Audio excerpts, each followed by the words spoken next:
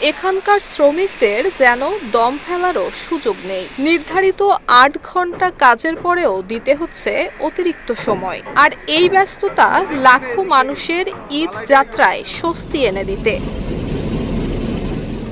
পবিত্র ঈদুল ফিতরে ঘরমুখী মানুষের যাতায়াতের সুবিধার্থে নীলফামারীর সৈয়দপুর রেলওয়ে কারখানায় মেরামত হচ্ছে ১১২টি রেল কোচ। এবারের ঈদযাত্রায় বিভিন্ন আন্তনগর ট্রেন বহরে যুক্ত করা হবে এসব কোচ।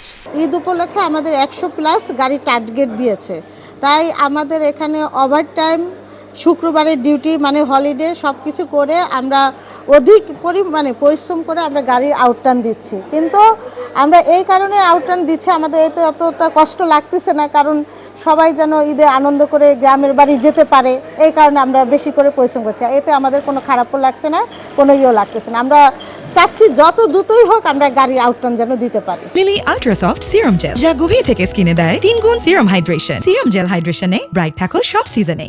বর্তমানে উৎপাদন সক্ষমতা থাকা সত্ত্বেও কারখানার বেশিরভাগ সব অচল হয়ে পড়ে আছে।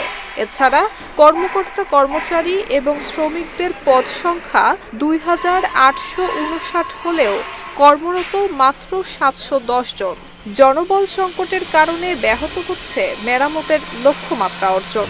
আমরা চাচ্ছি যে ঈদের আগে আউটটার্ন কমপ্লিট দিতে। দিন রাত আপ্রাণ পরিশ্রম করে যাচ্ছি সবাই মিলে। গত বছর নয়, আমাদের এবছর ঈদের আউটটার্ন হচ্ছে। গত বছর আমাদের আউটটার্ন নির্ধারিত ছিল ১১০টি গাড়ি, এবার নির্ধারিত হয়েছে ১০৬টি গাড়ি। আলটিমেটলি আমরা 70% গাড়ি আউটটার্ন দিয়ে দিয়েছি। বাকি যে গাড়িগুলো রয়েছে আমাদের সামনে যে কর্মদিবস রয়েছে তার ভিতরে সম্পূর্ণ আউটটার্ন দিতে পারবো। তবে এত সংকটের মধ্যেও প্রস্তুত হওয়া ৭৪টি রেল কোচ চলে গেছে পাকশী ও লালমনিরহাট রেলওয়ে বিভাগের কাছে এবং আগামী ১৪ মার্চের মধ্যে বাকি রেল কোচগুলো হস্তান্তর করা হবে বলেও জানিয়েছে কর্তৃপক্ষ। নুসরাত জাহান মেহেক, ঢাকা পোস্ট।